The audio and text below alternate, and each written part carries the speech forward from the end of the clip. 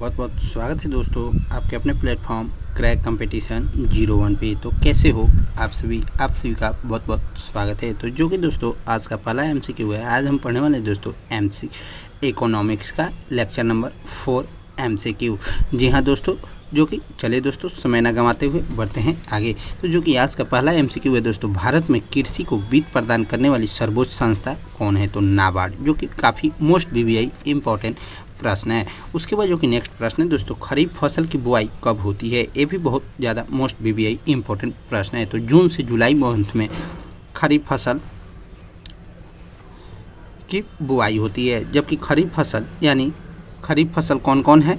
तो खरीफ फसल दोस्तों गेहूँ, जौ, चना, मटर, सरसों एक खरीफ फसल है। उसके बाद जो कि नेक्स्ट प्रश्न है दोस्तों, खरीफ फसल कौन कौन से है? तो चावल, बाजरा, मक्का।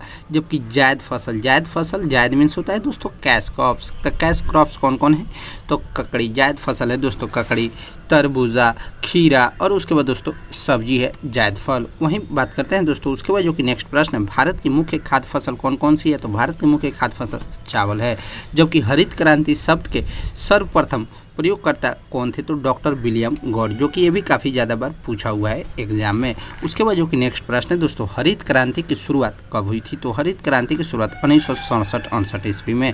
जबकि भारत में हरित क्रांति का जनक किसे माना जाता है? तो एम.एस. स्वामीनाथन को भारत में हरित क्रांति का जनक माना जाता है। उसके बाद जो कि नेक्स्ट प्रश्न है दोस्तों, हरित क्रांति के विश्व स्तरीय जनक किसे माना जाता है? तो डॉक्टर नॉर्मन बोरलॉग को भारत के हरित क्रांति का विश्व स्तरीय जनक माना जाता है। उसके बाद जो कि नेक्स्ट प्रश्न है दोस्तों, हरित क्रांति के समय भारत का केंद्रीय खाद्य एवं कृषि मंत्री कौन थे? तो C.S. सुब्रमण्यम।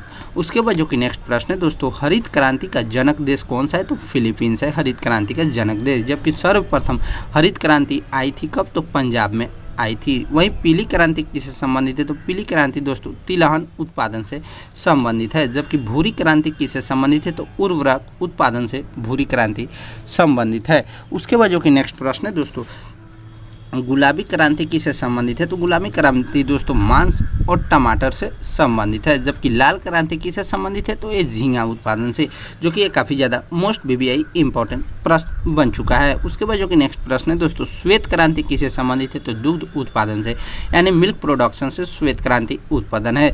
जबकि रजत क्रांति किससे संबंधित है? तो अंडा उत्पादन से रजत क्रांति संबंधित है। वहीं बादामी क्रांति किससे संबंधित है? तो मसाला उत्पादन से दोस्तों बादामी क्रांति संबंधित है। जबकि गोल क्रांति किससे संबंधित है? तो आलू उत्पादन से गोल क्रांति संबंधित है। नीली क्रांति किससे संबंधित है? तो मत्स्य पालन से नीली क्रांति संबंधित है, जो कि ये भी काफ़ी ज़्यादा मोस्ट बीबीआई इंपॉर्टेंट प्रश्न है। उसके बाद जो कि नेक्स्ट प्रश्न है दोस्तों, कृष्ण क्रांति किससे संबंधित है? तो पेट्रोलियम से कृष्ण क्रांति संबंधित है। जबकि ब्राउन क्रांति किससे संबंधित है? तो गैर परंपरागत ऊर्जा से संबंधित है ब्राउन क्रांति। उसके बाद जो कि नेक्स्ट प्रश्न है दोस्तों, सुनहरी क्रांति किससे संबंधित है? तो फल उत्पादन से सुनहरी क्रांति संबंधित है। जबकि सभी क्रांतियों का सम्मेलन किस में होता है? तो इंद्रधनुषी क्रांति में होता है। वहीं बात कीजिए दोस्तों, उसके बाद जो कि नेक्स्ट प्रश्न है, प्रत्यक्ष कर क्या कहलाती है? तो इंद्रधनुषी क्रांति आयकर, संपत्ति कर, निगम कर, मृत्यु कर, भू राजस्व कर और उपहार कर प्रत्यक्ष कर कहलाती है। जबकि अप्रत्यक्ष कर किसे कहते हैं? तो बिक्री कर, तट कर, उत्पाद कर, सीमा शुल्क, ये सब इनडायरेक्ट टैक्स में आ गया। वहीं बात करते हैं दोस्तों, उसके बाद जो कि नेक्स्ट प्रश्न है दोस्तों, केंद्र सरकार क्या लगाती है? तो आयकर लगाती है, निगम लगाती है, संपत्ति कर लगाती है, धन कर लगाती है, उपहार कर, जी हाँ दोस्तों, गिफ्ट टैक्स, सीमा शुल्क, कस्टम ड्यूटी। उसके बाद जो कि दोस्तों कृषि धन पर भी टैक्स लगाती है। जबकि राज्य सरकार द्वारा लगाया जाने वाला टैक्स कौन सा है? तो राज्य सरकार द्वारा लगाया जाने वाला टैक्स है दोस्तों भू राजस्व कर, जो कि ये भी काफ़ी ज़्यादा मोस्ट बीबीआई इंपॉर्टेंट प्रश्न है। कृषि आयकर, बिक्री कर, सेल टैक्स, मनोरंजन कर, उसके बाद दोस्तों पात कर और वाहन कर। उसके बाद जो कि नेक्स्ट प्रश्न है दोस्तों, कर ढांचे में सुधार के लिए गठित समिति कौन है? तो चेलैया समिति। जबकि उसके बाद भारत में कर आगम का बड़ा स्रोत है कौन? तो निगम कर, जो कि ये भी काफ़ी ज़्यादा मोस्ट बीबीआई इंपॉर्टेंट प्रश्न है। उसके बाद जो कि नेक्स्ट प्रश्न है दोस्तों, निगम कर कौन लगाते हैं? तो कंपनियों की आय पर निगम कर लगाते हैं। जबकि भारत में पहली बार मूल्य वर्धित कर वैल्यू एडेड टैक्स VAT कब लागू हुआ था? तो 2005 ईस्वी में हरियाणा में।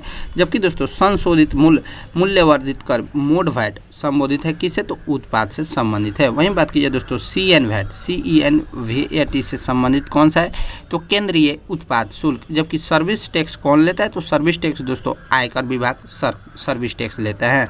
जबकि भारत में जीएसटी लागू कब किया गया था, तो 1 जुलाई 2017 ईस्वी को भारत में जीएसटी लागू किया गया। जबकि जीएसटी क्या है, तो अप्रत्यक्ष एवं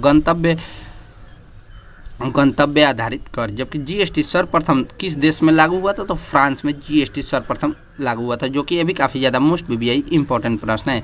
वहीं बात की जाए दोस्तों जीएसटी की 4 दरें कौन कौन सी, तो 5वां, 12वां, 18% और 28%। ये आपको जीएसटी की 4 दरें है, जो कि 5%, 12%, 18% और 28%। उसके बाद जो कि नेक्स्ट प्रश्न है दोस्तों, किस संविधान संशोधन द्वारा भारत में जीएसटी लागू किया गया था, तो 101वां संविधान संशोधन के द्वारा। जबकि जीएसटी परिषद की स्थापना कब हुई थी, तो 12 सितंबर 2016 ईस्वी को जीएसटी परिषद की स्थापना हुई। तो कैसा लगा दोस्तों वीडियो? अगर वीडियो अच्छा लगे तो वीडियो को लाइक, चैनल पे नहीं आए हैं तो चैनल को लाइक, सब्सक्राइब और शेयर करना ना भूलें। ठीक है दोस्त, बाय बाय, मिलते हैं नेक्स्ट अन्य वीडियो में।